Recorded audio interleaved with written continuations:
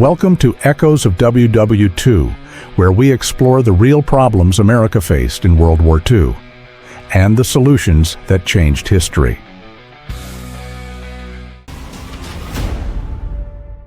By early 1944, World War II had entered a dangerous phase, not because the Allies were losing, but because victory was taking too long. On maps in Washington and London, the situation looked promising. German forces were retreating in the east, under relentless Soviet pressure. Allied bombers were pounding German cities and industry. The Axis powers were no longer expanding. Yet beneath this apparent progress lay a strategic crisis. Nazi Germany still controlled most of Western Europe.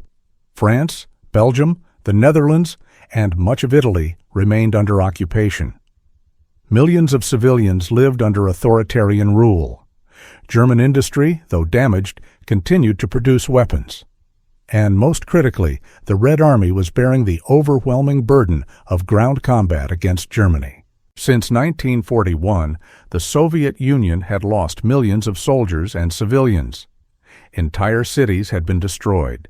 Stalin repeatedly demanded that Britain and the United States open a second front in Western Europe to relieve pressure on the East. Each delay meant more Soviet blood spilled and growing political tension among the Allies. By 1944, that tension could no longer be ignored.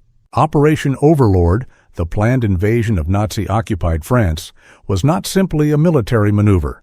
It was a political promise. If the Western Allies failed to act, they risked fracturing the coalition that was holding the war together.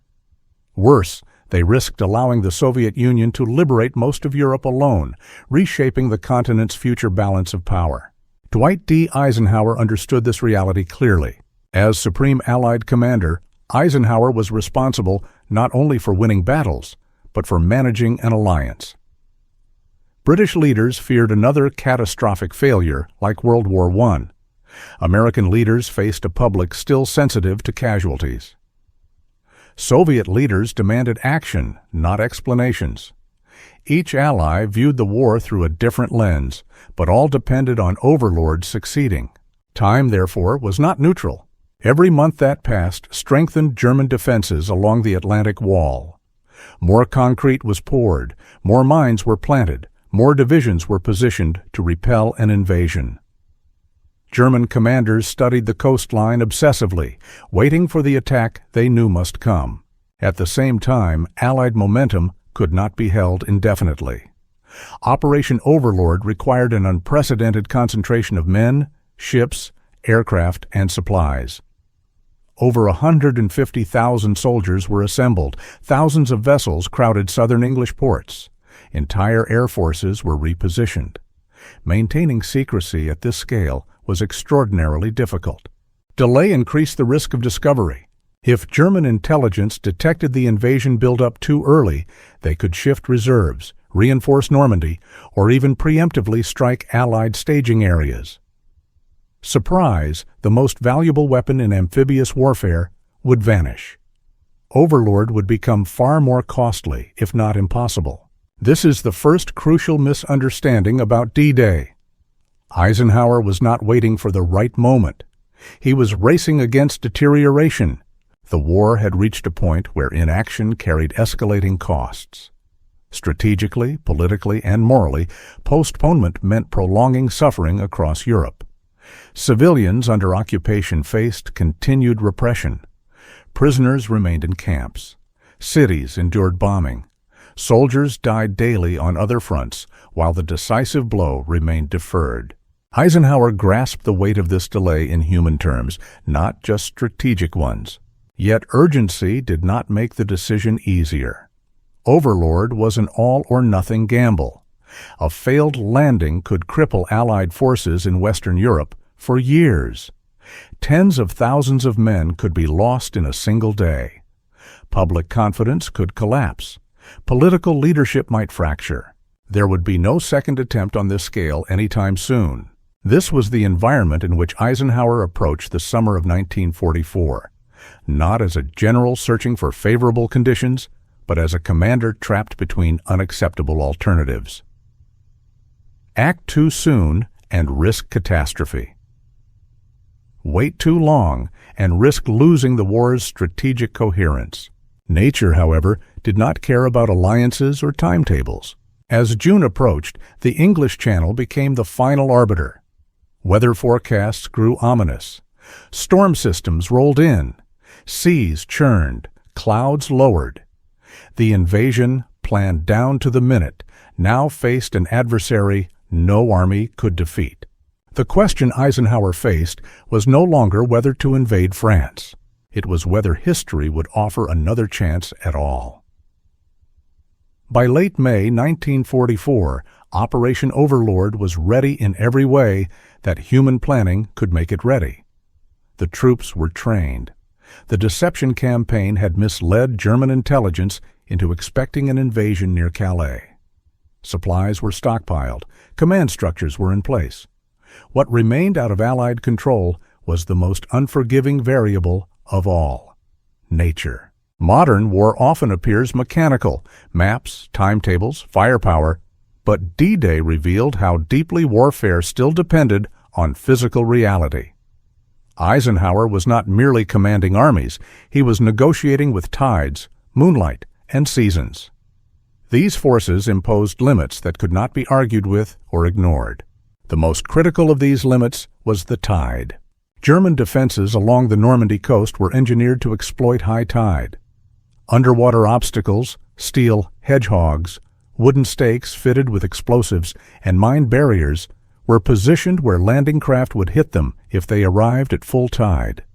A high tide landing would send boats directly into these traps, killing men before they ever reached the beach. Eisenhower's planners insisted on a low tide landing.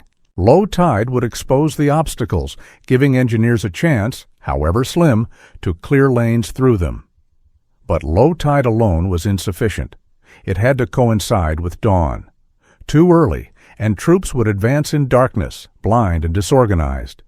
Too late, and the enemy would have time to respond in force. That precise combination, low tide at first light, occurred only a few days each month. The second constraint came from the moon. Thousands of airborne troops were scheduled to drop behind enemy lines in the hours before the beach landings. Their missions were critical: seize bridges, block German reinforcements, and sow confusion. For pilots to navigate and for paratroopers to land with any accuracy, they needed moonlight. Complete darkness would scatter units beyond recovery. In early June 1944, the moon provided just enough illumination, another coincidence that could not be manufactured. The third constraint was the calendar itself. Operation Overlord was not designed as a single battle, but as the opening of a campaign that would push deep into France. Eisenhower needed months of workable weather after the landings to build up forces, expand ports, and advance inland. Launching too late in the summer risked fighting in autumn mud and winter cold, conditions that favored the defender. Early June represented the last realistic window for a summer-long offensive. These constraints did not guarantee success. They merely made success possible. This is where hindsight distorts judgment. Critics sometimes ask why Eisenhower did not simply wait for better weather. The answer is that better weather might never align with these non-negotiable factors again. The next tidal window would come weeks later. By then, the moon would be wrong, secrecy weakened, and German defenses stronger. Waiting was not a pause. It was a gamble of its own. Weather forecasts in early June were grim. A powerful storm system moved across the Channel, bringing high winds and rough seas. June 5th, the original invasion date, was deemed impossible. Eisenhower delayed by 24 hours, a decision that already stretched coordination to its limits. Then came the forecast for June 6th. Meteorologists offered cautious hope, a brief break in the storm. Conditions would remain poor, but marginally acceptable. The sea would be rough, the skies cloudy, but not catastrophic. It was the only opening on the horizon. Eisenhower understood the meaning of that word. Only. He was not choosing between good and bad options. He was choosing between acting under imperfect conditions or risking the collapse of an operation that could not be easily restarted. The invasion force was already assembled, exposed, and committed. To stand down now might mean dispersing it under threat of discovery, and possibly never reassembling it in time.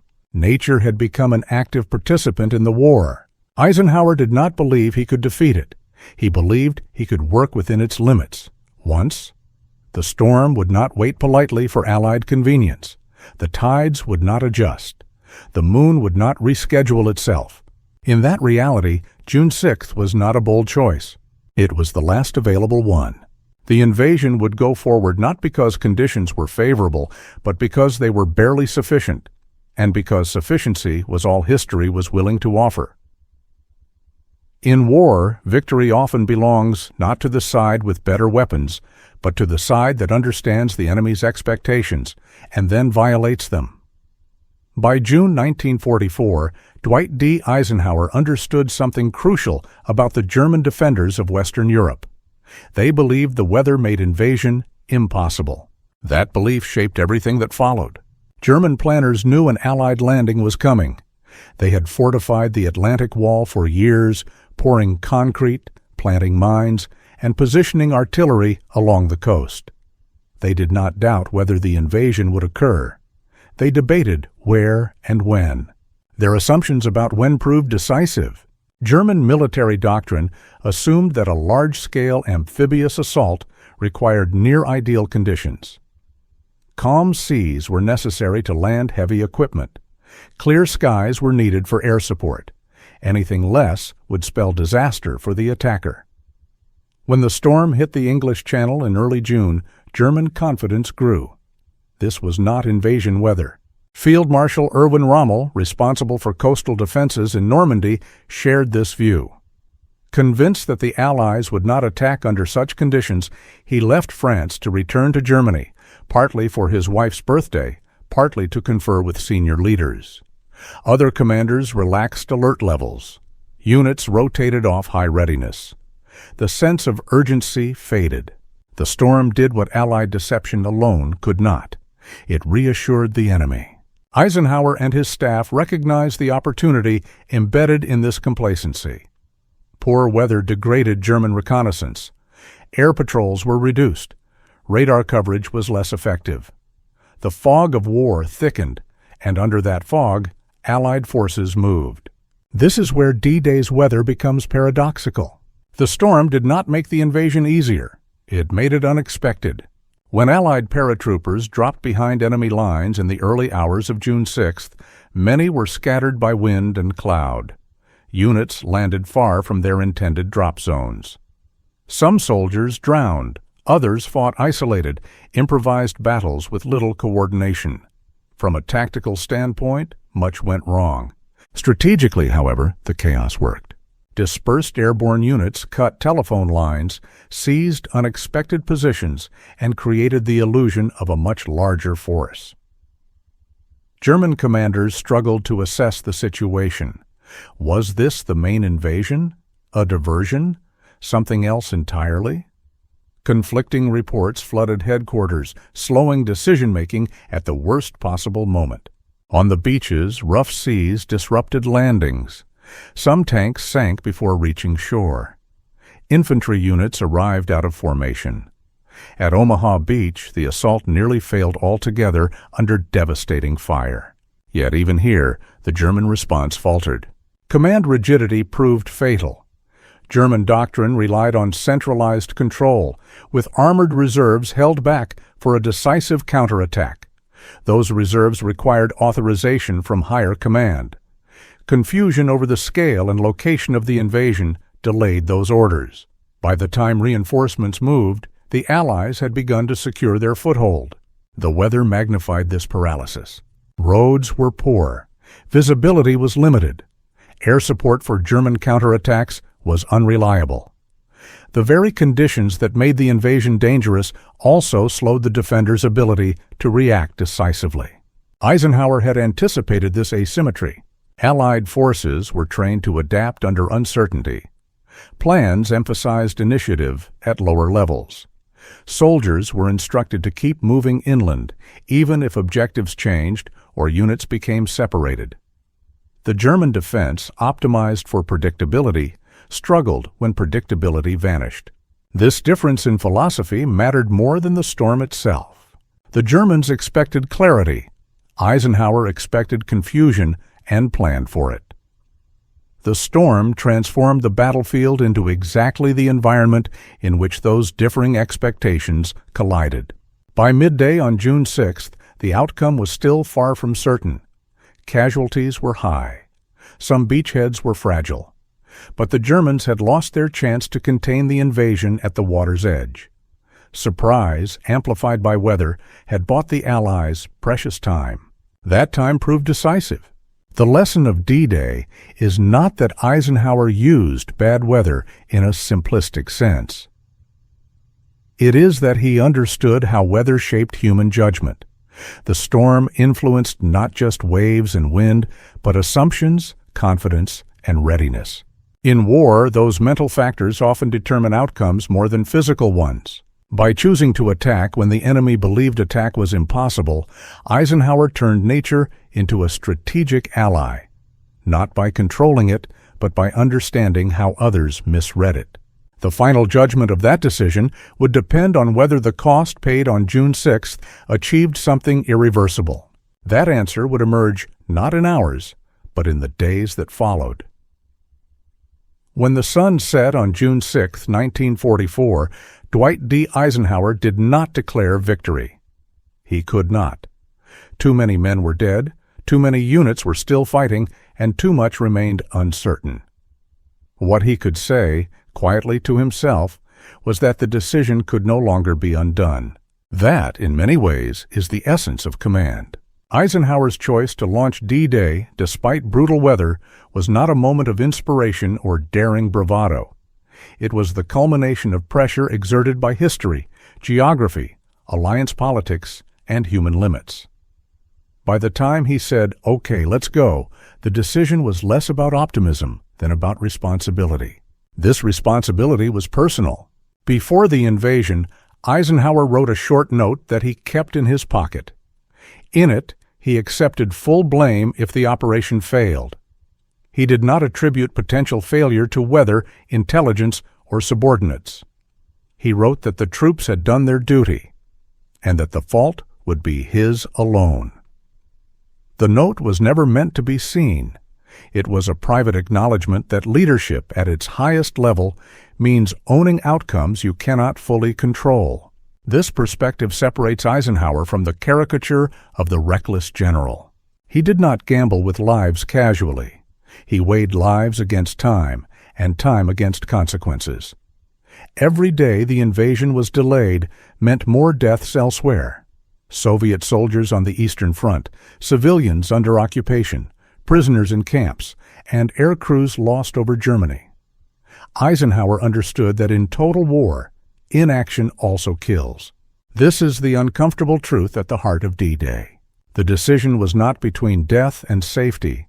It was between different distributions of death and different futures for Europe.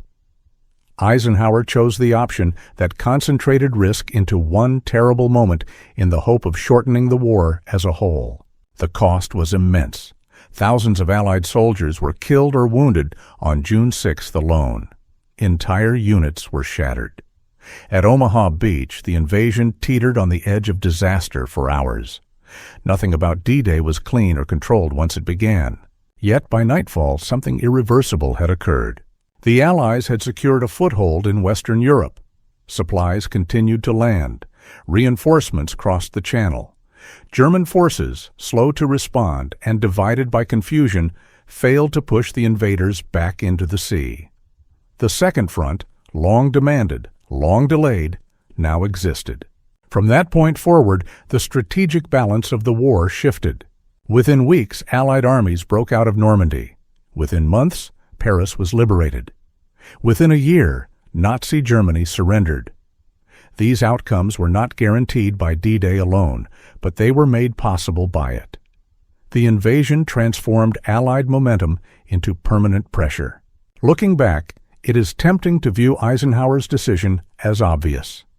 History often smooths uncertainty into inevitability. But on June 5th and 6th, 1944, nothing felt inevitable. Eisenhower acted without knowing whether the beaches would hold, whether the airborne drops would succeed, or whether German counterattacks would overwhelm the fragile beachheads. He acted because waiting had become the greater danger. That is the deeper lesson of D-Day, not about weather or courage or even strategy in the narrow sense. It is about leadership under constraint. Eisenhower did not choose ideal conditions. He chose sufficient ones. He recognized that history rarely offers perfect options, only narrowing windows in which action is still possible. When those windows close, responsibility does not disappear. It hardens. D-Day endures as one of the defining moments of the 20th century, not simply because of its scale, but because of the human decision behind it. Eisenhower accepted uncertainty, accepted loss, and accepted blame in order to create a chance, however slim, for decisive change. The beaches of Normandy were won by soldiers. The war was shortened by armies. But the moment that made both possible occurred in a quiet room, during a storm, when one man decided that history could not be postponed any longer. That is why June 6, 1944 is remembered not just as an invasion, but as a testament to the terrible, necessary weight of decision.